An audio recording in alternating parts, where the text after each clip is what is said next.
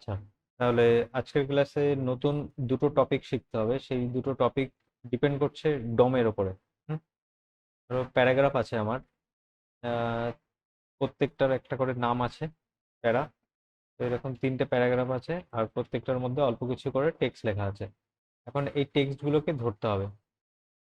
এই টেক্সটগুলোকে এখান থেকে ধরে এর উপরে কালার চেঞ্জ করতে হবে। তো কি কি উপায় আমাদের জানা আছে, সেই উপায়গুলো কি কি? ডকুমেন্টেড করে সিলেক্টর দিয়ে ধরেন। আচ্ছা, আর মানে 1 নম্বর পয়েন্ট কি কি, এগুলো লিখে রাখি আগে। তো ফার্স্ট পয়েন্ট হলো ডকুমেন্ট ডকুমেন্ট ডট সিলেক্টর। তারপরে আমরা এখানে প্যারাগ্রাফটাকে দিয়ে দেবো, তাহলে আমরা এটাকে ধরতে পারবো। আর 2 নম্বর অপশন কি আছে?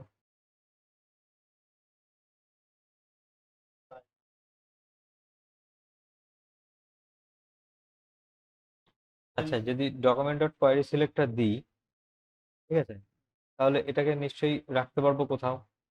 তাহলে এখানে যদি আমি লিখে দিই লেট পি, লিখলাম, তারপরে এটাকে দিলাম। তো এখন এই পিটাকে যদি আমি কনসোল লগ করি, কনসোল ডট লগ পি, তাহলে কি দেখতে পাবো এখানে কনসোলে? আচ্ছা, এখানকার যে কনসোলটা আছে জিএসবিনের, সেখানে ফুল ডিটেলস দেখিয়ে দেয়। ঠিক আছে, এই যে যেমন দেখছো পুরো ওপেন করে ডিটেলস দেখায়। তো বেস্ট হবে আমাদের নিজস্ব যে ব্রাউজারের যে কনসোল আছে সেটা দেখা। এটাকেও একটু জুম করে নিই। তো এই জায়গাতে ফলো করো। তো এখন যদি এখানে রান করি, তাহলে এখানে একটা প্যারাগ্রাফ দেখিয়েছে। তো একটা তো আসার কথা ছিল না, আমার তো সবকটা তাহলে আসার আমাদের কথা করে ছিল। সিলেক্টর ওয়াল করতে হবে। হ্যাঁ, তাহলে আগে সবার প্রথমে এটা ক্লিয়ার করে নেওয়া দরকার যে আমার দরকার সবকটা না, এক, মানে কোয়েরি সিলেক্টর অল। এখানে আমার সবকটা দরকার, একটা হলে আমার চলবে না। তো এসছে কি, এখানে লেখা আছে কি, নোড লিস্ট থ্রি, তিনটে প্যারাগ্রাফ। এটাকে যদি ওপেন করি, এর মধ্যে তিনটে প্যারাগ্রাফ আছে আর এর লেন্থ হলো 3। Very good. তো এখন আমার কনসোলটা আপাতত দরকার নেই, আমি আউটপুটটা দেখি, কনসোলটা ওখানেই দেখবো। তাহলে আমার কোয়েরি সিলেক্টর অল লিখতে হবে, যেহেতু সবকটা ধরার দরকার। তো এছাড়া আর কি কি আছে, আর কিভাবে ধরতে পারি কোয়েরি সিলেক্টর অল? আচ্ছা, এখান থেকে রেজাল্ট কি পেয়েছি আমরা? রেজাল্ট যেটা পেয়েছি সেটা হলো নোড লিস্ট। এটা জানাটা দরকার, একটা নোড লিস্ট পেয়েছি। এছাড়া আর কি কি পেতে পারি, আর কিভাবে পেতে পারি? ডকুমেন্ট, ডেফিনেটলি ডকুমেন্ট তো লিখতেই হবে। Dot get elements, ELEMENTS, elements by class name. এই ক্ষেত্রে শুধু আইডিয়া, এটা তুমি ক্লাস নেম, তাই তো? হুম, ওকে। আচ্ছা, তো ওটা গেট এলিমেন্ট আর এটা গেট এলিমেন্টস। হ্যাঁ, কারণ যেহেতু একাধিক আছে, এলিমেন্ট তো একটাই থাকে আইডিতে, কিন্তু ক্লাস তো একাধিক থাকতে পারে, এখানে অনেক ডি পার্ট থাকতে পারে, সেই জন্য হলো এলিমেন্টস বাই ক্লাস নেম। আর এটা এইভাবে মনে রাখতে হবে, যেহেতু এটা যদি আমরা এইভাবে লিখতাম, তাহলে কি কি হতো, তাহলে একটু সুবিধা হতো বুঝতে। Get elements by class name, প্রত্যেকটা যেহেতু আলাদা আলাদা ওয়ার্ড, তাহলে আমাদেরকে এইভাবেই লিখতে হতো। তো এখন যেহেতু জাভা স্ক্রিপ্টে এইভাবে লেখা সম্ভব না, সেই জন্য এগুলোকে জুড়তে হবে। তো জোড়ার জন্য আমার যেমন বড় হাতের অক্ষর ছিল সেরকম বড় হাতেরই থাকবে, আর প্রথম অক্ষরটা গেট, এটা ছোট হাতের থাকবে। এখন এই জিনিসটাকে যদি আমরা ইউজ করে দেখি, এখন কি দেখতে পাচ্ছি, এখান থেকে নোট লিস্ট পেয়েছিলাম, এটা কিন্তু মনে রাখতে হবে। এবার দেখা যাক এখান থেকে কি পাই। এখান থেকে ডট প্যারা নামে কিছু পেয়েছি, এই প্যারাগ্রাফের মধ্যে রেখে দিয়েছি। পি পি থাক, কোনো অসুবিধা নেই, তাহলে উল্টো বুঝতে সুবিধা হবে আমাদের। এটাকে ক্লিয়ার করে একবার যদি এখানে রান করি, এখন কি দেখাচ্ছে, HTML কালেকশন 3, একই রকম দেখাচ্ছে আগেরটার মতোই, আর সঙ্গে প্যারা প্যারা প্যারা এইভাবে এসছে। আর এর ভিতরেও সেই একই জিনিস দেখতে পাচ্ছি, এখানে লেন দেখতে পাচ্ছি 3।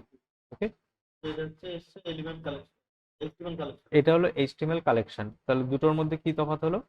একটা হলো HTML কালেকশন আর আরেকটা হলো নোড লিস্ট। তাহলে দুটো জিনিস যদি দুই রকম আসে, তাহলে নিশ্চয়ই কিছু তফাৎ আছে এই দুটোর মধ্যে। তো নোড লিস্ট একটু বেশি এলাবোরেট করা যায়, যেমন মানে যদি ডিসক্রাইব করো, নোড লিস্টটা এইভাবে দেখা যায় যে এটা হলো একটা ওভারঅল একটা নোড, ঠিক আছে? এই পি এর এই মাথা থেকে শুরু করে এই মাথা পর্যন্ত। ওকে, এবার এর মধ্যে তিনটে জিনিস আছে অ্যাকচুয়ালি। নোড লিস্ট আর এইচটিএমএল কালেকশনের ইনডেক্স ঢুকলে ও অনেক সময় লাগবে, ঘন্টার পর ঘন্টা চলবে। তো বেসিক জিনিসটা বুঝে নাও, বাকিটা নিজে পড়াশোনা করলে হয়ে যাবে যদি জানার ইচ্ছা থাকে। তো এই মাথা থেকে এই মাথা অবধি শুরু করলে একটা নোড তৈরি হয়, নোড। তো এই নোড তিনটে পার্ট আছে। একটা হলো এই এলিমেন্ট, মানে হলো এই প্যারাগ্রাফটা নিজে, একটা তো ট্যাগ, আরেকটা জিনিস কি এর মধ্যে দেখো একটা অ্যাট্রিবিউট আছে, এটাকে বলা হয় অ্যাট্রিবিউট নোড। আর এই যে পি ট্যাগ যেটা দেখছো, এটা হলো এলিমেন্ট নোড বা নোড এলিমেন্ট যেটাই বলো।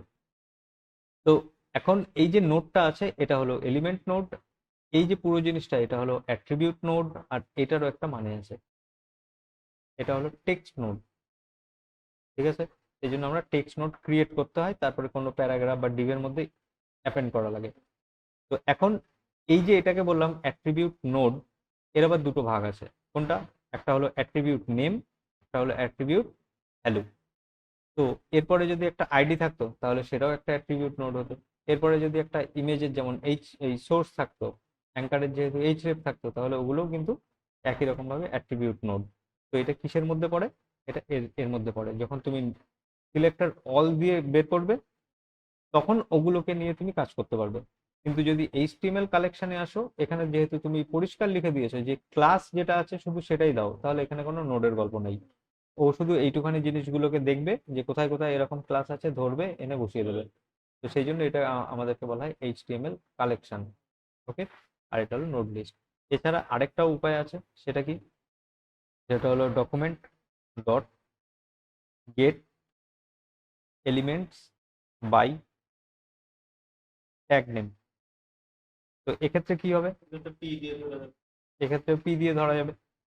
তো আমি যেহেতু প্যারাগ্রাফ টার্গেট করছি সেই জন্য এই জিনিসটা এরকম লিখেছি। এবার এটাকে কপি করি, এটাকে পেস্ট করে দিই, এবার রান করি, এটাকে কনসোলে দেখি কি কি এরর এসছে একবার দেখতে হবে। এলিমেন্টস বানান ভুল আছে। তো এইচটিএমএল কালেকশন, তো এইচটিএমএল কালেকশন এসছে, আর এটাতেও কি এসছে? এইচটিএমএল কালেকশন এসছে। তাহলে এই দুটো থেকে আমাদের ক্লিয়ার হলো এইচটিএমএল কালেকশন। হ্যাঁ, তো এইমাত্র কি বললাম যে এটা আমি ট্যাগটাকে ধরার চেষ্টা করেছি, এটা কোন ট্যাগ।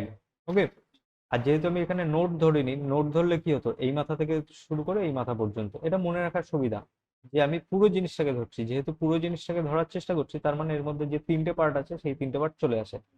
তো সেই জন্য এক্সপেরিমেন্ট করতে এটা সুবিধা।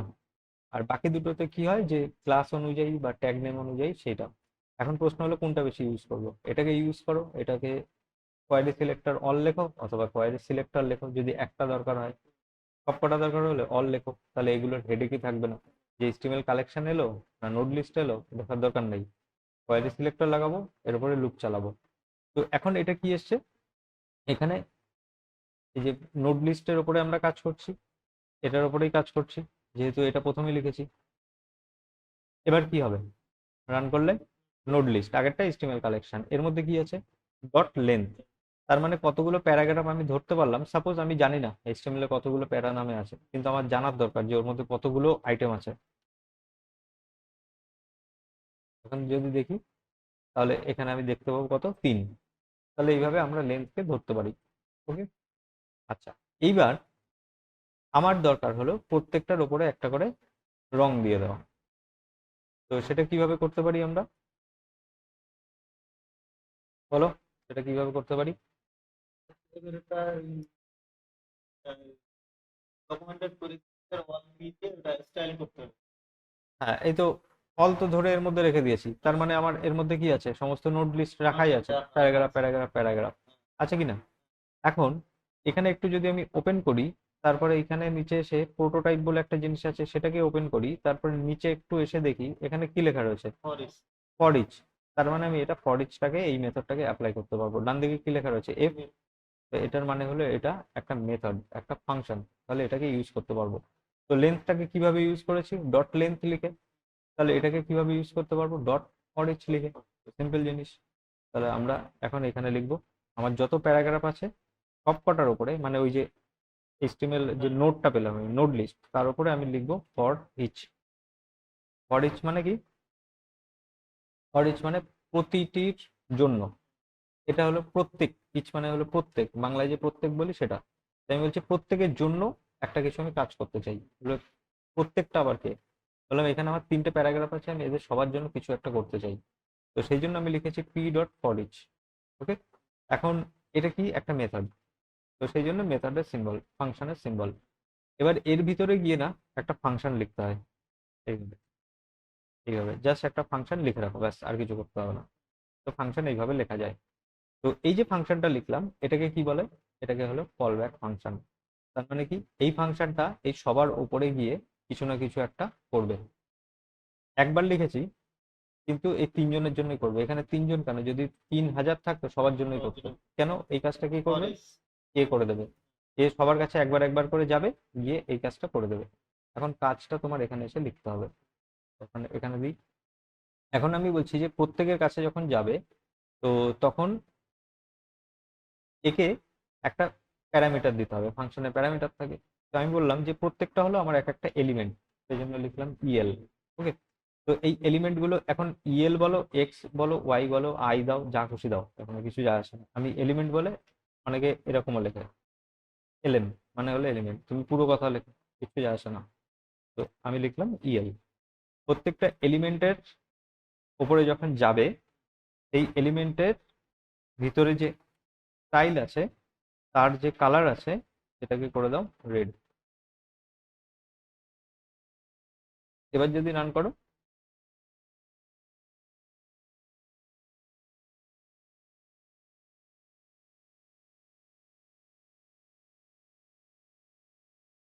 ঠিক আছে, বুঝে গেল?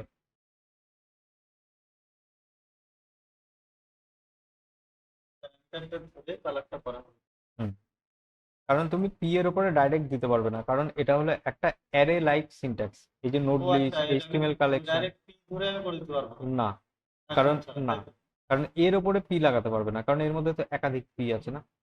তো সেই জন্য এই যে পি যেটা, সেটা মানে হলো নোড লিস্ট, একটা অ্যারে লাইক, অ্যারের নয় কিন্তু অ্যারের মতো, মানে অ্যারের অল্প অল্প ফিচার আছে, সব কিছু নেই এর মধ্যে।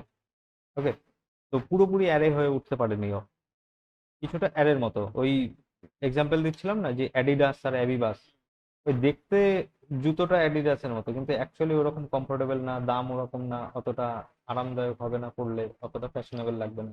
এই অ্যাডিডাস আর অ্যাবিবাসের মধ্যে যে তফাৎ, তো রিয়েল লাইফ অ্যারে আর নোড লিস্টের মধ্যে ওরকম তফাৎ। বুঝে গেল? এটা বোঝার সুবিধার জন্য বললাম। তো এখন এই যে কাজটা, এই কাজটা ফর ইচ দিয়ে আমরা খুব সহজেই করে ফেলতে পারলাম। এখন এই কাজটা যদি, আমার মনে করো যে আমি ফর ইচ জানি না, ফর ইচ শিখিনি, তাহলে কি করতে পারতাম না আমি?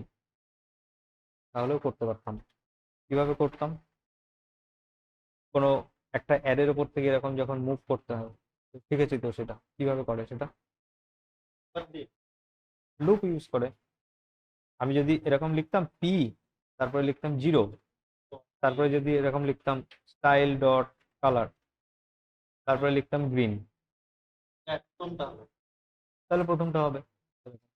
কিন্তু এরকম করে তো 300টা লেখা সম্ভব না, না, 3000 লেখা সম্ভব না, 3টে হলে না কষ্ট করে লিখতাম। তাহলে আমরা একটু একটা কাজ করতে পারি না, যে এই কাজটাই যদি আমরা একটা লুপের মাধ্যমে করি, তাহলে তাড়াতাড়ি হতো কাজটা। সেটা কি লুপ হতো? For for loop. এখন ফর লুপ লেখে কিভাবে? প্রথমে কি দিতে হয়? একটা ইনিশিয়াল ভ্যালু, তাই তো? ইনিশিয়াল ভ্যালু মানে শুরুটা আমি কি দিয়ে করব? তো এটা হলো আমার সেই শুরুটা। তো এখানে একটা ভ্যারিয়েবল নিয়ে নিলাম আই বা স্টার্ট, যা খুশি লেখো। তো শর্টে লিখলাম আই। তো এখন এই আইটা শুরু হবে কোথা থেকে? তো এখানে একটা ভ্যালু দিয়ে দিলাম যে 0 থেকে শুরু হলো। তারপর কি হবে? যত বাড়বে তত মানে এবার তো বলতে হবে না যে আমার কত দূর অবধি যেতে হবে। আমার আইটেম কটা আছে? 3টে। তিন তিন 300টা হলে 300 অবধি, 600 হলে 600 অবধি। তাহলে এখানে লিখবো কি করে আমি? আমি এখন লিখবো কি করে, যে 300 লিখবো না 3 লিখবো না 3000 লিখবো, কি করে লিখবো? এখানে তো র্যান্ডম সংখ্যা বসিয়ে দিলে চলবে না। লেন্থটা বসিয়ে দিতে হবে। হ্যাঁ, তাহলে আমরা জানি পি ডট লেন্থ, টুকু আছে তো? এই সবে মাত্র শিখেছিলাম হ্যাঁ, যে লেন্থ দিলে আমি জানি। কারণ এর মধ্যেও আছে কিন্তু এই যে 3 এখনো দেখাচ্ছে যে 3টা আইটেম আছে, তাহলে আমাকে আর লিখতে হলো না। মানে ওর যদি 1000টাও থাকে ওই 1000টা হ্যাঁ 1000টা হয়ে যাবে। তারপরে আই, আমার তো জানা নেই লিঙ্ক কতটা আছে। না এই জন্য ডাইনামিক করে দিলাম এটা, যে যতগুলো আছে ততগুলো অবধি করো। কি করো? এই জিনিসটা করো, এই জিনিসটা। এখন যদি এরকম লিখি তাহলে কি হবে বলো?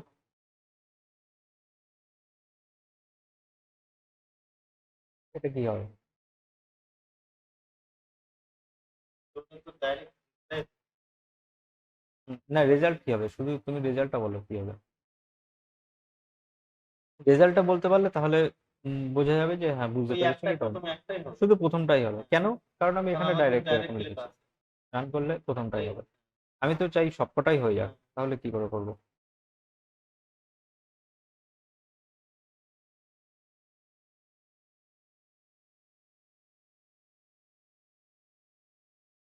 আই দিতে হবে।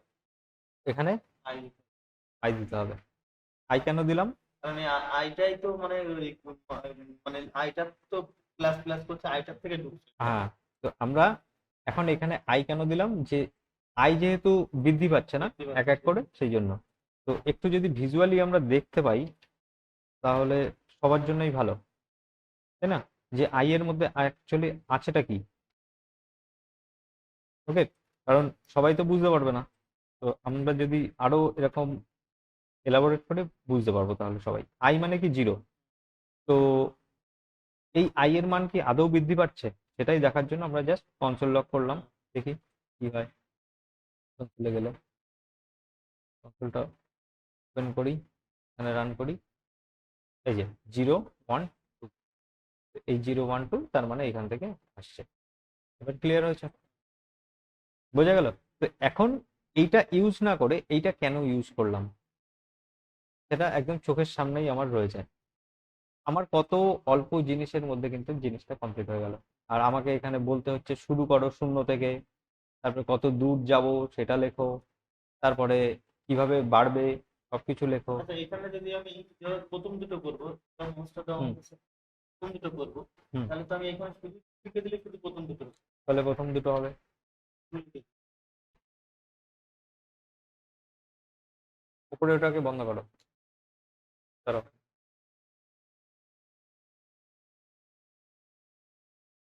ওকে, এবার এখানে যে সিচুয়েশনটা তৈরি হয়েছে, এবার যত এক্সপেরিমেন্ট হবে এই এক্সপেরিমেন্টাল জায়গাগুলো, যে এখানে এটা চেঞ্জ করে কি হবে, ওইটা চেঞ্জ করে কি হবে, এটাকে নিজে নিজে করতে হবে। ওকে, এক্সপেরিমেন্ট করার জিনিস হলো নিজে নিজে আমি এক্সপেরিমেন্ট করবো চেঞ্জ করে করে, তবে দেখবে যে মাথার মধ্যে পুরো ছবির মতন বসতে থাকবে। ওকে, এখন এই পর্যন্ত ক্লিয়ার? আচ্ছা, এইবার এই কাজটা আমরা না করে এই কাজটা এখানে আমরা এইভাবে করব, ফর ইচ লাগিয়ে। তো যদি ফর ইচ লাগাই তাহলে আমার এই কাজটা তাড়াতাড়ি হয়ে যাবে। ওকে, এরপরে এই যে কোডটা আমরা লিখেছি না, এই যে কোডটা, এই কোডটাকে আরো শর্টে লেখা যায়। তো সেই জন্য আমাদের কিন্তু অ্যাডভান্স ফাংশন শিখতে হবে, তবে কি আমরা করতে পারবো অ্যাডভান্সে আরো। আর এখানে যে প্যারামিটার একটা দিয়েছি, একটা না আরো দুটো প্যারামিটার দেওয়া যায়। তো সেই প্যারামিটার দুটো কি কিভাবে কাজ করে সেটা এই ফর ইচ এর যখন ক্লাস হবে তখন দেখে নেব। এখন শুধু আমাদের এটা রং করা দিয়ে কথা। তো এই রংটা আমার করা হয়ে গেছে। আচ্ছা, যদি কোয়ারি সিলেক্টর দিয়ে রং করতে পারি, যদি এইচটিএমএল নোড লিস্ট আসছিল তাহলে তো এগুলো দিয়েও রং করতে পারবো। তো এগুলো দিয়েও ট্রাই করে দেখি একবার। কপি করি, শুধুমাত্র এইটুখানি বদলে দিলেই তো হচ্ছে, নাকি আর বদলাতে হবে? না আর তো বদলাতে হবে না। তো এখন এটাকে যদি আমরা কালার করার চেষ্টা করি, রান করি, এখানে একটা বড় সড়ো এরর খেয়েছি। ওকে, তো প্রথমে এরর কি বলেছে, বলেছে যে error type error P dot each for each not a function. তার মানে এই যে ফর ইচটা, এটা কোনো ফাংশন নয়। কারণ কি? কারণ এই পি এর সঙ্গে এর কোনো সম্পর্ক নেই। এই মাত্র দেখলাম নোড লিস্টের সঙ্গে এটা কাজ করলো, কিন্তু এইচটিএমএল কালেকশনের নেই। তাহলে আমাকে এখানে এসে খুলে দেখতে হবে। এর মধ্যে দেখো লেন্থ ঠিকই আছে, কিন্তু আইটেম নেম এগুলো কিন্তু নেই। ফরিচের যেটা ব্যাপারটা সে এইগুলোর মাঝখানে ফরিচ কিন্তু নেই। তাহলে আমি এটার সঙ্গে ফরিচ ব্যবহার করতে পারবো না। তাহলে আমার উপায় কি? আমি যেটা করেছিলাম তাহলে আমার উপায় হলো এই ফর। তাহলে এখন এটাই উপায় পড়ে থাকলো, কারণ আমি এটা তো ইউজ করতে পারছি না। তো আমি যেহেতু ইউজ করতে পারছি না, তাহলে আমার উপায় তো কিছু একটা খুঁজে বের করতে হবে। তাহলে আমাকে এই ফর লুপ চালাতে হবে। এখন যদি আমি ফর লুপও না জানি তাহলে কিছুই করা যাবে না। কিন্তু আমার ফেভারিট হলো ফর ইচ। আমি যে করেই হোক এর উপরে ফর ইচ লাগাবো, যে করেই হোক। তো সেটা কিভাবে করব? কারণ আমি ফর লুপ পছন্দ করি না, ফর ইচ পছন্দ। তাহলে আমি ফর ইচ কি করে ইউজ করবো? আর এইটুখানি জানি যে ফর ইচ হলো অ্যারে বা অ্যারে লাইক সিনট্যাক্সের জন্য কাজ করে, কিন্তু সেই সিনট্যাক্স নোড লিস্ট হলে হবে, কিন্তু এইচটিএমএল কালেকশন হলে হবে না। আরেকটা তফাৎ বোঝা গেছে যে নোড লিস্টের ওপরে ফর ইচ কাজ করে আর এইচটিএমএল কালেকশনের উপর কাজ করে। এই একটা তফাৎ বোঝা গেল। তো এখন আমি কি করব? এই যে প্যারাগ্রাফ যেটা এইচটিএমএল কালেকশন হয়েছে, এটাকে যদি কোনোভাবে অ্যারেতে কনভার্ট করে ফেলতে পারি তাহলে সুবিধা হয়, কিন্তু হয় কি না? তাহলে আমার এই কোডটা কাজ করবে। তাহলে এখন আমি কি করব? প্রথম কথা এটাকে অফ রাখি, তারপরে দেখছি। এখন যে প্যারাগ্রাফটা আছে এই প্যারাগ্রাফটা হলো এইচটিএমএল কালেকশন। তো তার মধ্যে আমি দিলাম ধরো অ্যারে ডট ফ্রম, এর মধ্যে দিয়ে দিলাম পি। আচ্ছা, এবার বলবে কি জিনিস এটা, এটাকে আগে কেটে দিই। আমি বললাম যে আমার একটা অ্যারে দরকার, কারণ আমার এটা এইচটিএমএল কালেকশন আছে, এটাকে আমার অ্যারে বানানোর প্রয়োজন।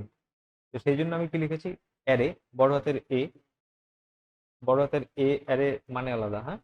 আমি অ্যারে বানাতে চাই কিসের থেকে? ফ্রম মানে কি? হইতে থেকেছে, হইতে থেকেছে, তাই তো। আমি বললাম পি নামে আমার একটা এইচটিএমএল কালেকশন আছে, সেইখান থেকে আমি একটা অ্যারে বানাতে চাই, আমাকে অ্যারে বানিয়ে দাও। তো এইটুখানে লিখবে, তাহলে তোমার একটা অ্যারে তৈরি হয়ে যাবে। ওকে, তো সেটাকে আমি এখন প্রমাণ করি। তো এটাকে একটা সেভ করতে হবে কোথাও, তাই না? তো সেভ করার জন্য আমি আরেকটা ভ্যারিয়েবল নিচ্ছি, যে লিখলাম যে এটার নাম পি অ্যারে, এরকম একটা নাম রাখলাম যে প্যারাগ্রাফে অ্যারে। তো এটাকে যদি এখন কনসোল করি তাহলে কি দেখতে পাবো? এই পি অ্যারেটাকে কনসোল করি,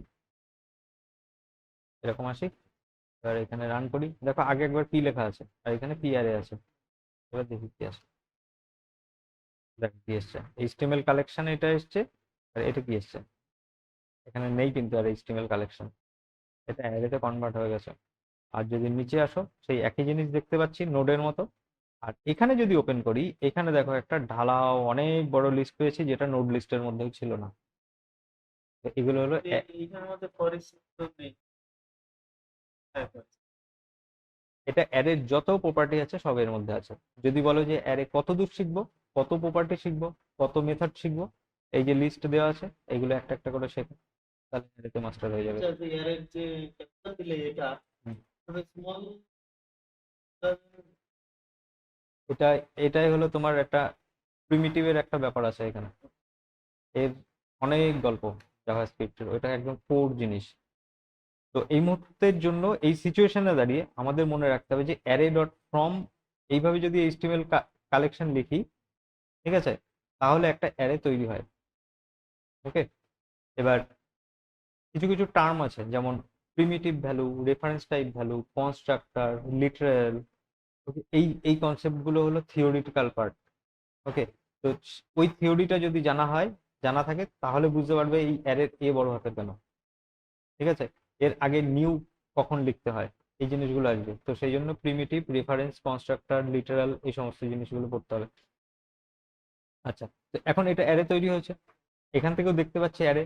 তো আমরা যদি আরেকটু দেখতে পারতাম যে এটা সত্যি অ্যারে কিনা, যদি ট্রু ফলস বলতো তাহলে সেটা যদি একটু চেক করতে পারতাম ভালো হতো।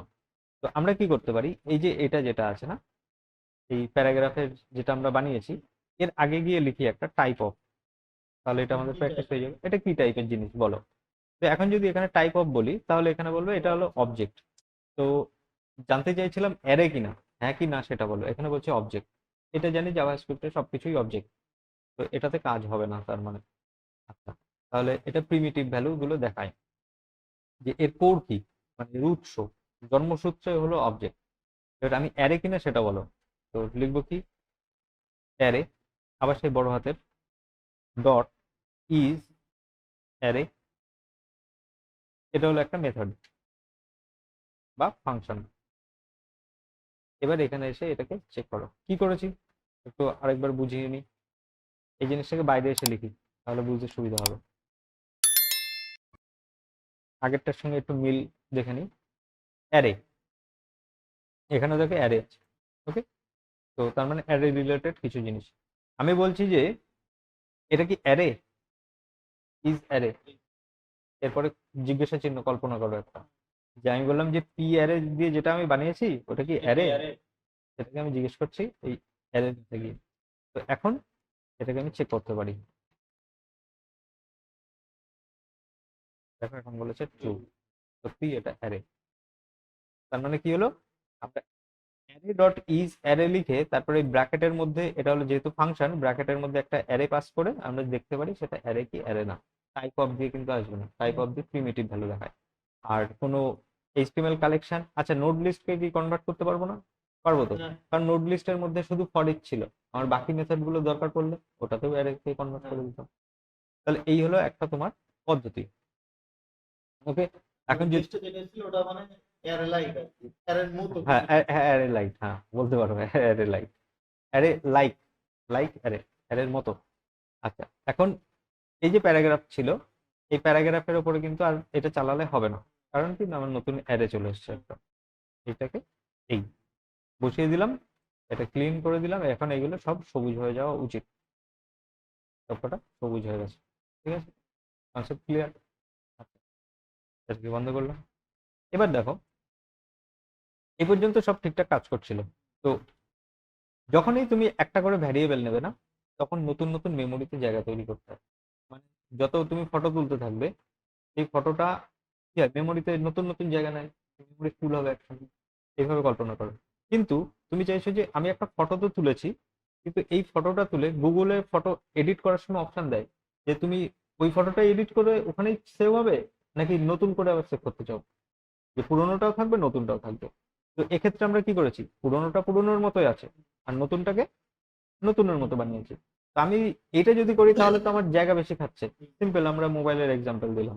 তো আমি চাইছি যে পুরোনো যেটা আছে সেটাকেই বদলে দাও, নতুন করে আবার নেওয়ার কি দরকার ওটাকেই, এটা যখন আমার দরকারই নেই আর, আমি কনভার্ট করছি, যে দরকারই যখন নেই তাহলে পুরোই বদলে দাও। তো আমরা কি করতে পারি, এখানে এটা যেটা লিখেছিলাম না, এটা দরকার নেই, তুমি ডাইরেক্ট পি লিখে দাও। ওকে, তার মানে এই পি ছিল, এই পিটাকে ওভাররাইট করে দিয়েছি আমি। এখন যদি রান করি একই কাজ হবে। তাহলে এটা কি হলো, একটা ভ্যারিয়েবল কম নিলাম, মেমোরি একটু কম লাগলো। তো এবার এই জিনিসটা না একটু ফটোমটো টাইপের, মনেও থাকে না যে অ্যারে লেখো বড় হাত না ছোট হাত, ফর্ম, এই সমস্ত জিনিস সত্যিই মনে থাকে না। তো সেই জন্য নতুন যে জাভাস্ক্রিপ্ট এসছে সেখানে একটা ভালো মেথড দিয়েছে, পদ্ধতি যাকে বলে। তো তুমি ওভাররাইট করছো যখন, পি তো লিখতেই হবে, ইকুয়ালস টু থার্ড ব্র্যাকেটের মধ্যে গিয়ে ডট ডট ডট পি লিখে দাও, এটা তো অ্যারে হয়ে যাবে। এবার যদি চেক করে দেখি, আচ্ছা চেক করার আগে আমি যদি দেখি যে এটা কাজ করছে কিনা, কাজ করছে, তার মানে নিশ্চয়ই এটা কনভার্ট হয়েছে। তাহলে এখন এখানে ট্রু আসা উচিত, উচিত কিনা, পি অ্যারে, পি অ্যারে কোথায় লিখেছি, এই যে পি অ্যারে, এখন তো নেই, পি লিখতে হবে। এটাকে ক্লিন করলাম, এটাকে রান করলাম, এটাও কাজ করছে, এখানে ট্রু। তাহলে এবার বলো যে যত তুমি অ্যাডভান্সের দিকে যাবে তত কিন্তু জিনিস সিম্পল হয়, কিন্তু এটা তখনই বোঝা সম্ভব যখন আমি এটা বুঝি, আর এটা তখন বোঝা সম্ভব যখন আমি অ্যারে কি জিনিস সেটা বুঝি। যত অ্যাডভান্সের দিকে যাবে জাভাস্ক্রিপ্ট তত একটু একটু করে ইজি হতে থাকবে। এবার ইজি কেন, মানে লিখতে হয় কম কিন্তু তলায় অনেক কিছু চলে, বাকি জিনিস ঢেকে ফেলেছে। হচ্ছে এআই তো হয়ে গেছে, কিন্তু হুম লেখাটা সিম্পল। হুম, এটাকে বলছে তোমার স্প্রেড অপারেটর, এটাকে বলছে স্প্রেড অপারেটর। তো এখন এইভাবে আমি যদি লিখি তাহলে এটা আমার অ্যারেতে কনভার্ট হয়ে গেল। ডাইরেক্ট আচ্ছা, এভাবে লিখলে আমি তো বুঝতে পারতাম না কিছু। আর এটা বোঝা যেত না যে এটা আবার কি, এ তো ম্যাজিকের মতন হচ্ছে, ম্যাজিক দিলে হবে না। এখন যদি জাস্ট তুমি একটু এইচটিএমএল এ ফেরত আসো, একটা নতুন ছেলে তাকে বললে এখানে বাটন লেখ, বাটন লিখে ক্লাস বিটিএন লেখ, দেখ সবুজ রঙের বাটন হয়ে যাবে, বাটন বিটিএন, বিটিএন প্রাইমারি লেখ, দেখ সবুজ হবে, বিটিএন ডেঞ্জার লিখলে ডেঞ্জার লাল। লিখলে লাল হবে। এই কথাগুলো বললে তার কাছে তো ম্যাজিকের মতন হবে, তাই না? কিন্তু তলায় কি হচ্ছে সেটা তুমি লুকিয়ে ফেলেছো ওর কাছ থেকে, তো এই কাজটা করা চলবে না। তলায় কি হচ্ছে আগে জানতে হবে, তারপরে উপরে গিয়ে বলো, এবার শর্টে বলো কি হচ্ছে। যে এত বড় জিনিস আমি লিখতে চাই না, আমার লেখার ইচ্ছা নেই, এত বড় জিনিস আমার লেখার ইচ্ছা নেই, শুরু করতে হবে, লেন দেখাতে হবে, এগোতে হবে, একদমই পছন্দ না। আমার শর্টে বলো কিভাবে হবে এটা। ওকে, এবার এই যে ওভারঅল যে জিনিসটা আছে এই জিনিসটাকে কপি করে তুমি এখানে এসে আরেকবার লেখো। এটা লিখেই আজকের মতন শেষ করবো আমরা, এটাকে কমেন্ট আউট করছি। ওকে, শুধু আমাদের দেখার বিষয় এটা কাজ হচ্ছে কিনা এটাকে শর্ট করে লেখার পরে। তো আমরা এটাকে কনভার্ট করে ফেলতে পারি প্রথম কথা এক লাইনের মধ্যে এইভাবে। এভাবে যদি লিখি এখনো তো কোনো কিছু বদলাইনি, ঠিকই আছে সব। আচ্ছা, এটা হলো ফাংশন। তো ফাংশন যদি আমরা অ্যারো ফাংশন বানাই তো সেক্ষেত্রে ফাংশন লেখার দরকার হয় না। তো তার বদলে কি করতে হয়, এই যে ফার্স্ট ব্র্যাকেট দিয়েছো না, তারপরে একটা অ্যারো দিতে হয়, যেহেতু ফাংশন ওয়ার্ডটা সরিয়ে দিয়েছো তুমি। আচ্ছা, এখান থেকে এটা কি আসছে, এটা হলো একটা রিটার্ন টাইপের কিছু, যে এটাই চেঞ্জ হবে, এটাই পরিবর্তন হবে, এটাই এফেক্ট ফেলবে। তো এছাড়া তো আর কিছু নেই। তো তুমি এখান থেকে এটাকে সরিয়ে দাও, এই ব্র্যাকেটটা, আর তো কিছু নেই। একাধিক জিনিস থাকলে ব্র্যাকেট দরকার হতো। এটা তাহলে এই ব্র্যাকেটটা কার, এটা শুধু ফর ইচ এর ব্র্যাকেট কিন্তু। আর বাদিকে প্যারামিটার কটা আছে, একটাই। তাহলে একটা যদি থাকে তাহলে এটারও দরকার নেই। ঠিক আছে, এবার কত রান, একই কাজ হলো। তাহলে এটা কয় লাইন ছিল, 3 লাইন ছিল, আমরা কমিয়ে এক লাইনে নিয়ে চলো। ইন্টারেস্টিং, এফবি ক্লিয়ার হয়েছে? ওকে। আর এই যে জিনিসটা হলো, এই জিনিসটার একটা ছোট্ট যদি ঝলক এখানে দেখি তাহলে আরেকটু ক্লিয়ার হবে, তারপর আমরা এখানে শেষ করব। ধরো এখানে তুমি লিখলে লেট অ্যারে, আচ্ছা লিখলাম নাম, নামস মানে অনেকগুলো নাম্বার, ক্লিয়ার করি। ইকুয়ালস টু, এখানে ফটাফট আমি নাম্বার দিয়ে দিলাম। ধরো দিলাম 20, 20 দেবো না, 100, 200, 300। ওকে, এখন আমি পরের লাইনে লেখার জন্য দেখো শিফট এন্টার দিচ্ছি, এন্টার দিলে কিন্তু হবে না, আমি এখানে আরো কিছু করব। তো এখন আমি এই নামসের ওপরে নাম ডট এই ফর ইচটা চালাবো। দেখো কত সিম্পল, ফর ইচ। এটা যেহেতু মেথড তাহলে ব্র্যাকেট দিতে হবে। আর এর ভিতরে কি প্রত্যেকটা নাম্বারের উপরে কিছু না কিছু করব। তো আমি কিছু না কিছু করব মানে এটা কি, মানে হলো আমি এটাকে দিলাম ধরো আই, যা কিছু একটা লিখলাম, এই অ্যারো, আর এই আই মানে কি এই প্রত্যেকটা এলিমেন্ট এর সঙ্গে 2 গুণ করে দিলাম, তার মানে কি প্রত্যেকটা জিনিস ডবল হয়ে যাবে। হয়েছে? এখন এখানে দেখো, যদি আমি এখন নামস দেখি, পুরোনোটা পুরোনোর মতোই আছে, কিন্তু এই যে পরিবর্তন হলো সেটা আমি দেখতে পাচ্ছি না এখানে। তো পরিবর্তন দেখার জন্য আমি একটা কাজ করতে পারি, যে এটা আমার ছিল, এই আমার ফর্মুলা, এটাকে আমি করি কনসোল। এই যে কেন দেখতে পেলাম না সেটা আসবে পরের যে মেথডটা, সেখান থেকে বুঝতে পারবো যে কেন দেখতে পেলাম না এখানে। আমাকে এখানে এসে একটা কনসোল লগ আমি লিখে দিলাম, এই। এবার যদি এন্টার দিই তাহলে এখন 200, 400, তাহলে কত সিম্পল হয়ে গেল না জিনিসটা। আর যদি এখানে আমি ফর লুপ লাগাতাম, তাহলে আগে শুরু বলতে হতো, কত দূর যেতে হবে বলতে হতো, প্রত্যেকবার এক করে বৃদ্ধি করো, তারপরে এত কিছু করার দরকার নেই। তুমি এখানে সিম্পল ফর ইচ ইউজ করো, এই কাজটা করো। Okay? এখন বিষয় হলো এটা শিখবো না এটা শিখবো না এটা শিখবো, এটা হলো প্রশ্ন বিগিনারদের, যে এত কিছু কি করে মনে রাখবো। জিনিস হলো লিখতে লিখতে হয়ে যায়, সিএসএস এর অনেক প্রপার্টি মুখস্থ হয়ে গেছে লিখতে লিখতে, তো এটাও হয়ে যাবে। ওটাও গেল 1 নম্বর উত্তর। 3 নম্বর, 2 নম্বর হলো কোনটা লিখবো, এটা লিখবো না এটা লিখবো না এটা লিখবো, যেটা তোমার কাছে সুবিধা মনে হবে সেটা লিখবো। এবার শিখবো কোনটা, তিনটেই কি শেখা দরকার, না একটা শিখলেই তো হয়ে যাচ্ছিল, তিনটেই শিখতে হবে। তুমি এইভাবে লেখো, কারণ তোমার এই ফর লুপ ফেভারিট। আরেকজন এইভাবে লেখে, আরেকটা কোড এইভাবে লেখা আছে, প্রচুর লাইব্রেরি নিয়ে কাজ করতে হয় না আমাদের। এখন এইভাবে লিখে রেখেছে, আমি দেখে বুঝলামই না যে এটা লিখেছে কি, তাহলে ওইটা আমি নিয়ে এখন কাটাছেড়া করবো কি করে। সেই জন্য তিনটাই শিখতে হবে। এবার কোনটা ইউজ করবে, সেটা হলো তোমার যেটা তাড়াতাড়ি হচ্ছে, যেটা তোমার কাজ ফাস্ট করছে সেটাই তুমি ইউজ করবে। এইভাবে তুমি কোড লিখে চলে গেছো, সেটা আমি বুঝলাম।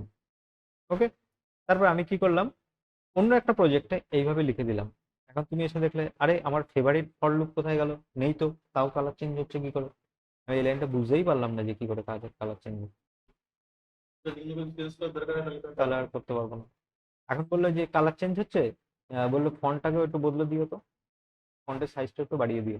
এখন তো তুমি খুঁজে বেড়াবে না, যারে কালারটা চেঞ্জ হচ্ছে কোথা থেকে, আচ্ছা গ্রিন এখান থেকে, কিন্তু এখানে লিখবো কোথায় কালার, কালার তো আছে, ফন্ট সাইজ কোথায় লিখবো এখন, এসব প্রশ্ন মাথায় আসবে না। এবার এটা তো কাটার সাহসও হবে না, কারণ আমি এটা সম্পর্কে তো জানি না। এইগুলো হলো সমস্যা, যে এক একজন এক এক ভাবে লিখবে। ঠিক আছে, তাহলে এই পর্যন্ত হলো। তাহলে পরের দিন কিন্তু এইগুলো নিয়ে একটু আলোচনা করতে হবে, এগুলো নিয়ে একটু পড়া দিও, আর এগুলো বারবার কাজে লাগে আমাদের। তো সিম্পল, আমরা যদি র্যাপ আপ করি, যে নোড লিস্ট দিয়ে কি হয়, সিলেক্টর অল দিলে নোড লিস্ট পাওয়া যায় অ্যারের মতো, এর মধ্যে ফর ইচ থাকে কিন্তু পুরোপুরি অ্যারে না। আর get elements by class name দিয়ে কি হয়, যে কোনো ক্লাসকে ধরা যায়, সেটা এইচটিএমএল কালেকশন, এর মধ্যে ফর ইচ থাকে না। আর ট্যাগ নেমের ক্ষেত্রেও একই জিনিস, তো দেখিয়ে লাভ নেই আর। আর ক্লাস নেম দিয়ে আমরা ধরেছি যেহেতু একটা এইচটিএমএল কালেকশন পেয়েছি, তো এই এইচটিএমএল কালেকশনটাকে আমরা এইভাবে স্প্রেড করে দিয়েছি একই ভ্যারিয়েবলের মধ্যে, সেটাকে অ্যারেতে কনভার্ট করেছি। যদি এটা অ্যাডভান্সটা না বুঝি, এটা হলো ES6 এর জিনিস, এটা হলো ES6 এর জিনিস, এটা হলো ES6 মানে ECMAScript 6 মডার্ন, 2015 পরে এসছে। আর যদি এটা আমি বুঝতে না পারি, তাহলে আমি অ্যারে ডট ফ্রম থেকেও করতে পারি। অ্যারে ডট ফ্রমটা একদম কোড জিনিস। আচ্ছা, অ্যারে ডট ইজ অ্যারে দিয়ে আমরা চেক করতে পারি কোনো অ্যারে কিনা, ট্রু ফলস পাই। ফর ইচ এর মাধ্যমে, অ্যারো ফাংশনের মাধ্যমে আমরা এটাকে দেখতে পারি। আর অ্যারো ফাংশন, এখানে আমি যদি একটু কমেন্ট আউট করে দিই যাতে পরে মনে থাকে, এটার পুরো নাম হলো ফ্যাট অ্যারো ফাংশন। ঠিক আছে, এটাকে বলা হয় ফ্যাট অ্যারো ফাংশন। আচ্ছা, লেখে কিভাবে? সিম্পল লেখার পদ্ধতি এই হলো, ফ্যাট, ফ্যাট মানে মোটা বা ভুঁড়ি, অ্যারো ফাংশন হয়ে গেল। এর মধ্যে তুমি প্যারামিটার দাও, দিলে প্যারামিটার, এই হলো প্যারামিটার, প্যারামিটার। এখন এই প্যারামিটার নিয়ে কিছু করতে চাও, বলো, দিয়ে আরে এমই প্যারামিটার ইনটু ধরো 2 করে দিল, বাস সিম্পল জিনিস, ফ্যাট অ্যারো, এফ দিয়ে থাক তাহলে।